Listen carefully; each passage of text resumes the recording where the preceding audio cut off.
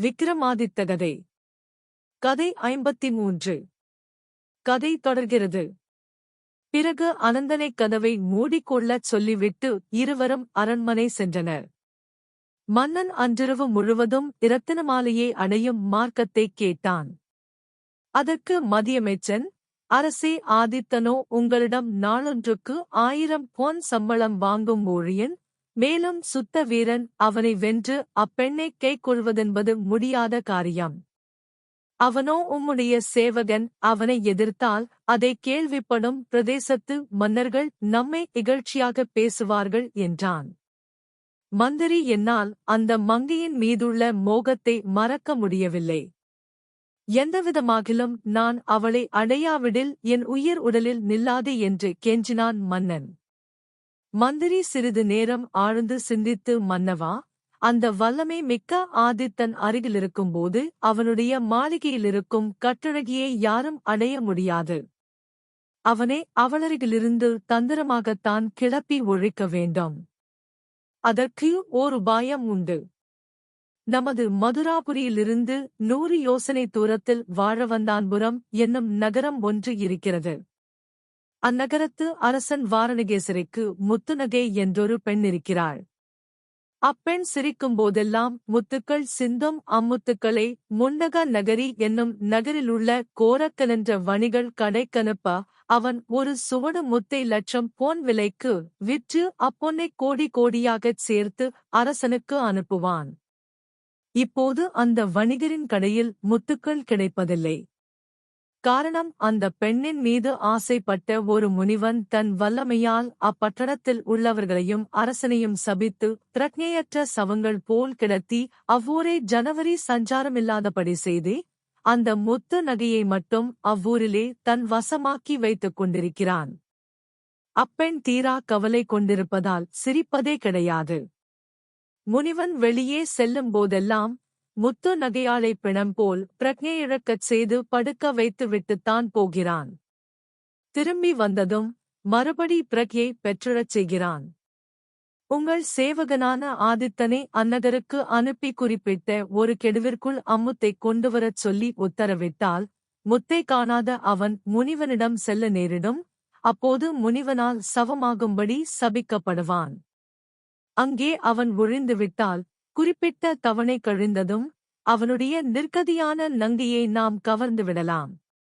இதைத் தவிர வேறு எந்தவித உபாயத்தாலும் தாங்கள் அப்பெண்ணை அடைய இயலாது என்றான்.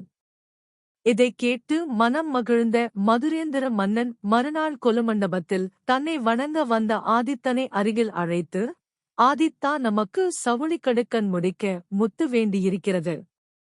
முண்டக நகரில் கோரக்கனென்னும் செட்டியார் வசமிருக்கும் வினோத முத்தை வாங்கி வா என்றான். தங்கள் உத்தரவுப்படியே செய்கிறேன் என்றான ஆதித்தன். நீ சென்று திரும்ப எத்தனை நாட்கள் வேண்டும் என்றான் மன்னன். 40 நாட்கள் வேண்டும் என்றான் ஆதித்தன். இதோ 40 நாட்களுக்கு சம்பளம் 40,000 பொன், அதோடு முத்தின் விலை 1,00,000 பொன் என்று பொன்னையெல்லாம் கொல்லர் தலையில் ஏற்றுவித்து ஆதித்தனை அனுப்பினான் அரசன். விக்ரமாதித்தன் தன் மாளிகைக்கு வந்து பொன்னைப் பெற்றுக்கொண்டு கொல்லர்களை அனுப்பிவிட்டு இரத்தினமாலை, அனந்தன், சலந்தரன் மூவரிடமும் அரசனிட்ட கட்டளையைச் சொல்லி 40 நாளும் பாதுகாப்பாயிருக்க வேண்டுமே என்றான். அதற்கு அனந்தன், சதுரங்கசேனை வந்தாலும் சரி, சின்ன பின்னாப்படுத்துவேன் என்று கூறினான். சலந்தரனோ 56 தேசத்தரர்கள் வந்தாலும் சரி, நொடிப்பொழுதில் பொடியாக்குவேன் என்றான். இரத்தினமாலையே என் மனம் பொருந்தி ஒருவனிடம் ஆசை வைத்தாலுண்டு. இல்லையெனில் பலாத்கார எண்ணத்தோடு ஒருவன் பக்கத்தில் வருவானாகில் என் பார்வையிலேயே அவனை பஸ்பமாக்கி விடுவேன் என்று கூறினாள். அதன் பின்னர் நிம்மதியுற்ற விக்ரமாதித்தன் விடை பெற்றுக் கொண்டு புறப்பட்டு மதுராபுரியைக் கடந்ததும் வேதாளத்தின் மீதேறிக் கொண்டு காடு, மலை வனாந்தரங்களைக் கடந்து சென்று முண்டக நகரி என்னும் பட்டணத்தை அடைந்தான். அப்பட்டணத்தில் கோரக்கனென்ற செட்டியாரைப் பற்றி விசாரித்து அவரிருக்குமிடம் சென்று பார்த்து, செட்டியாரே, உம்மிடம் ஒரு சுவடு முத்து 1,00,000 பொன் விலையாக இருக்கிறதாமே, அதில் சுவடு ஒன்று கொடும் என்று கேட்டான். அதற்கு செட்டியார், இப்போது அத்தகைய முத்து அகப்படாது என்று சொன்னார். அம்முத்து விளைகிற எவ்விடம் என்றான் விக்கிரமாதித்தன். அம்முத்து விளைவதில்ல, உதிர்வது வாழவந்தான்புரத்தில் வாரணகேசரி ராஜன் குமாரத்தி முத்துநகை என்பவள் சிரித்தால் அவள் வாயிலிருந்து முத்துக்கள் உதிரும். இப்போது அவள் மீது ஆசை கொண்ட ஒரு முனிவன் பட்டணத்தையே நிர்ஜீவனாகச் சபித்துவிட்டு அவளைத் தன் பாதுகாப்பில் வைத்துக் கொண்டிருக்கிறான். அவள் வாய்திறந்து சிரிக்காமல் துக்கத்தோடிருப்பதால் இப்போது வாயிலிருந்த முத்துக்கள் உதிர்வதில்லை என்றார் செட்டியார். உடனே அங்கிருந்து புறப்பட்ட விக்கிரமாதித்தன் வாழவந்தான்புரத்தின் எல்லையை அடைந்து அரண்மனையை நோக்கிச் சென்றான். வேதாளத்திடம் முன்பு அடக்கம் செய்திருந்த ஆடையாபரணங்களையெல்லாம் வாங்கி அணிந்து கொண்டு வீதி வழியே செல்லும்போது அந்த பட்டணமும் அரண்மனை வட்டாரமும் நிர்ஜீவனாய் பாழடைந்திருக்கும் பயங்கரத்தைக் கண்டு திடுக்கிட்டான். ஆங்காங்கே யானைகளும் குதிரைகளும் கணக்கர்களும் சேவகர்களும் நின்றவாறு இருந்தது. இருந்தவாறே பிணமாகியிருந்தனர். இவற்றையெல்லாம் கண்டு வியந்தபடி சென்ற விக்கிரமாதித்தன் அரண்மனையில் உள்ள அரசவை மண்டபத்தை அடைந்ததும் அங்கேயும் அரசன் அமைச்சன் முதலான அனைவரும் அவ்வவாறே பிணங்கள் போல் விரைத்து நிர்ஜீவனாயிருப்பது கண்டான். மகாவல்லமைசாலியான முனிவனின் சாபத்தால் அல்லவோ இவ்வளவு கொடுமையும் நிகழ்ந்திருக்கிறது என்று நினைத்தவனாய் வேதாளத்தை அனுப்பி அம்முனிவனிருக்குமிடமும் அப்பெண்ணை அவன் வைத்திருக்குமிடமும் அறிந்து வரும்படி செய்தான். அவ்வாறே வேதாளம் சென்று பார்த்தவந்து, அரசே, அந்த முனிவன் மிகவும் மந்திரம் வல்லவன், முன் ஆலோசனையுமுள்ளவன்.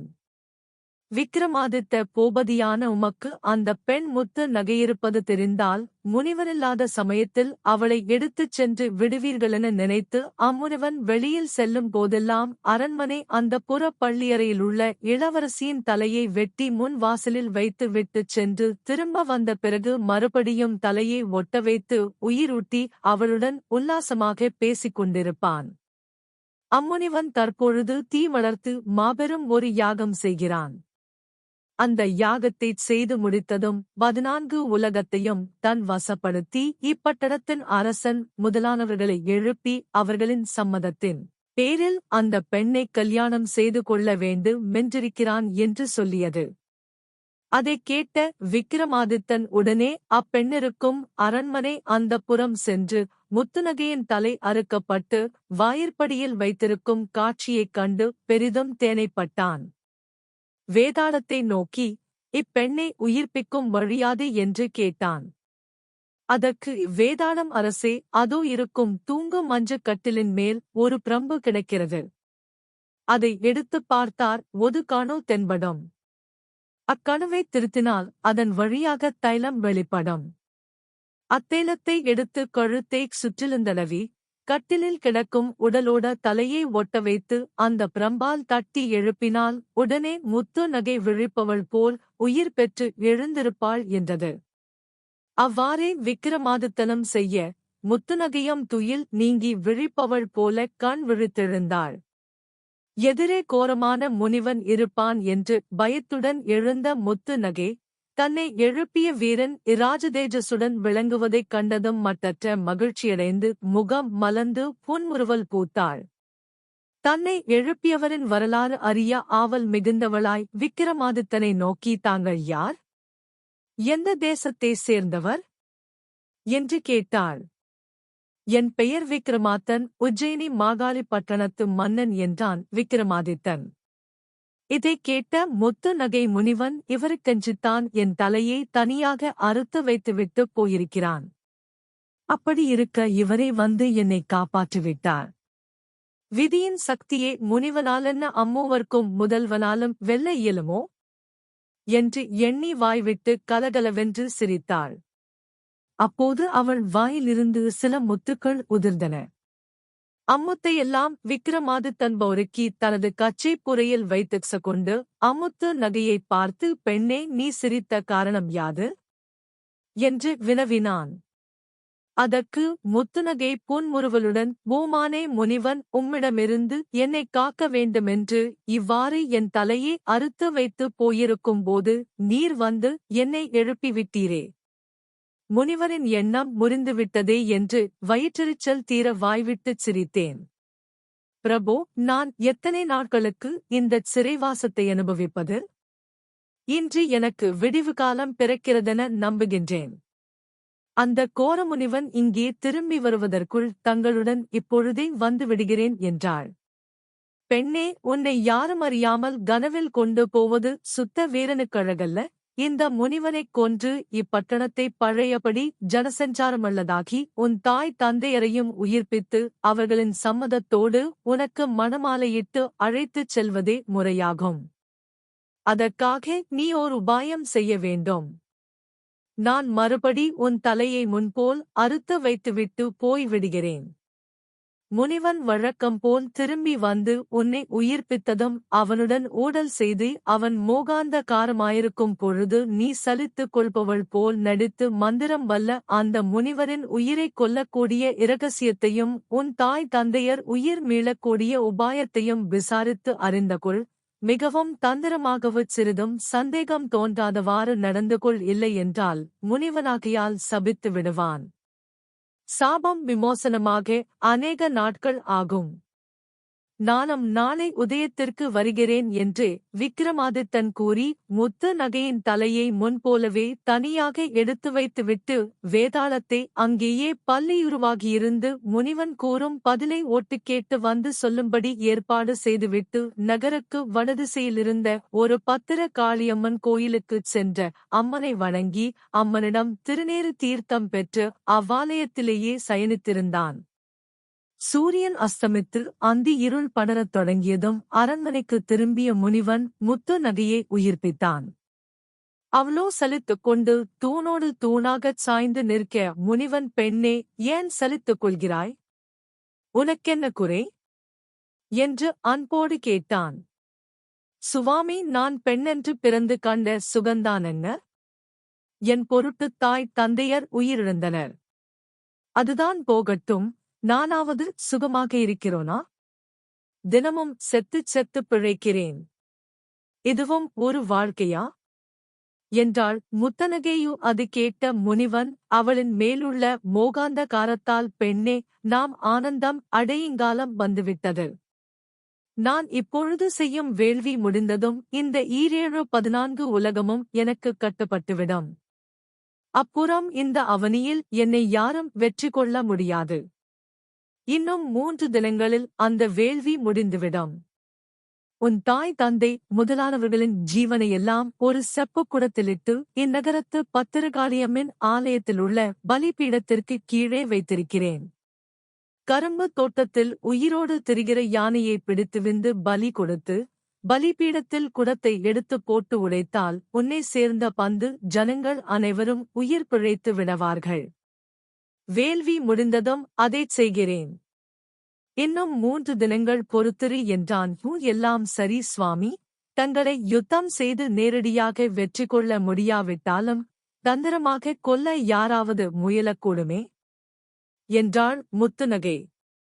அவள் மீதிருந்த ஆசை வெறியில் அறிவிழந்த முனிவன், பெண்ணே, என்னை வெற்றி கொள்ள வேண்டுமானால் என் தலையை ஒரே வெட்டாக வெட்டி ஒரு துளி இரத்தங்கூட கீழே சிந்தாமல் குடித்து நான் வளர்த்திருக்கும் வேள்வியில் என் தலையை போட்டு என் உடலை கீழே விழாமல் 3.25 நாழிகை நேரம் ஆகாயத்தில் எரிந்து கொண்டிருக்க வேண்டும். அதுவல்லாமல் என்னை வெட்டும்போது ஒரு துளி இரத்தம் கீழே சிந்தினாலும் என்னைப் போல 1000 முனிவர்கள் உண்டாவார்கள். அவர்களை வெல்லுவது அரிதிலும் அரிது என்றான். இதையெல்லாம் கேட்டு மனதில் மகிழ்வுற்ற முத்துநகை உபசாரமாக, முனிநாதரே, இவ்வளவு சக்திகளுள்ள தங்களை வெல்ல 7 உலகிலும் வீரனில்லை. இனி நான் துக்கப்படவும் மாட்டேன் என்றான். பிறகு முத்துநகையை முண்டமாக்கிவிட்டு முனிவன் வேள்வி வளர்க்கச் சென்றான். இதையெல்லாம் கேட்டுக்கொண்டு பள்ளி உருவிலிருந்த வேதாளம் விரைந்து சென்று விக்கிரமாதித்தனிடம் விபரம் முழுதும் சொல்லி, அரசை மூர்க்கனான அந்த முனிவன் அந்தி சாயும் நேரத்தில் வழக்கம்போல் அரண்மனைக்கு திரும்பி வருவான். அப்போது நீங்கள் 2ஆம் கதவு மறைவில் உருவிய வாளுடன் மறைந்து நின்று முனிவனின் தலையை ஒரே வெட்டாக வெட்டுங்கள். நான் முதல் வாயில் கதவில் பள்ளியாக இருந்து கொண்டு அவன் வருவதை அறிந்து பலவென்று சப்திக்கிறேன். நீங்கள் அந்தச் சப்தம் கேட்டு தயாராயிருங்கள். முனிவன் முதல் வாசலைக் கடந்ததும், நான் கதவை படீரெனச் சாத்துகிறேன். சாத்தியது யாரென அவன் திரும்பிப் பார்ப்பான், அப்போது ஒரே வெட்டாக அவன் தலையை வெட்டுங்கள். நான் இரத்தத்தைக் குடித்துத் தலையை வேள்வியில் போட்டு விடுகிறேன். நீங்கள் 3.25 நாழிகை நேரம் அவன் உடலை கீழே விழாதபடி ஆகாயத்தில் பந்து போல் விட்டெறிந்து கொண்டிருங்கள் என்று தெரிவித்தது. அவ்வாறே விக்கிரமாதித்தனும் வேதாளமும் கவனமாக இருந்து காரியத்தை நடத்தி முனிவனைக் கொன்றார்கள். பின்னர் விக்கிரமாதித்தன் வேதாளத்தை அனுப்பி கருப்பஞ்சோலையில் நிற்கும் யானையே அவ்வூர் பத்திரகாளியம்மன் கோவிலுக்கு கொண்டு வரும்படி செய்து வெட்டி பலி கொடுத்து பலிபீடத்தை பேர்த்துயதா ஸ்தானத்தில் வைத்து அதற்குள்ளிருந்து செப்புக் குடத்தை வெளியே எடுத்து பலிபீடத்தின் மீது போட்டு உடைத்தால் பிறகு சரேலென்று திரும்பி அரண்மனை கோட்டைக்குள் சென்று முத்துநகையின் அறுப்புண்ட தலையை ஒட்ட வைத்து பிரம்பால் தட்டி எழுப்பினான். முத்துநகையே முனிவனைக் கொன்று யானையையும் பலி கொடுத்து ஜீவனிருக்கும் செப்புக் குடத்தை எடுத்து உடைத்து வந்தேன். ஆகையால் இன்னும் சில நாழிகையில் உன் தாய், தந்தையர், மந்திரி, பிரதானிகள், சதுரங்க சேனைகள் யாவரும் உயிர் பெற்றெழுந்து உன்னிடம் வருவார்கள். நீ நடந்தவற்றையெல்லாம் அவர்களிடம் விவரமாகச் சொல். நான் அம்மன் கோவிலுக்குப் போய் காத்திருக்கிறேன் என்றான் விக்கிரமாதித்தன்.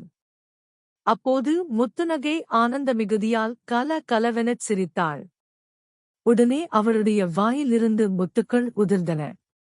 அவைகளைப் பொறுக்கி விக்கிரமாதித்தன் கச்சைப்புறையில் வைத்துக்கொண்டு காளிகோவிலுக்குச் சென்றான். செப்புக்குடம் உடைப்பட்டதால் அவற்றில் அடைக்கப்பட்டிருந்த ஜீவன்கள் அனைத்தும் வெளிக்கிளம்பி பழையபடி அவையவற்றிற்குரிய உடற்கோடுகளில் புகா. வாரணகேசரி மன்னன், மந்திரி, பிரஜைகள் யாவரும் உயிர் பெற்று எழ மன்னனானவன் மந்திரியைப் பார்த்து, நமக்கு திடீரென மயக்கம் வரக் காரணமென்ன? என்றான். முத்துநகையால் விளைந்ததாயிருக்கும் என்றான் மந்திரி. அனைவரும் அரண்மனை நோக்கி ஓடி வந்தனர். முத்துநகை தன் தாய், தந்தையரைக் கண்டு வணங்கி நடந்த விவரம் அனைத்தும் சொன்னான். அவர்களும் வெற்றி வீரனான விக்கிரமாதித்தனைக் காணத் துடித்தனர். முத்துநகையும் அவர்களை அழைத்துக் கொண்டு பத்திரகாளி கோவிலுக்கு வந்தாள்.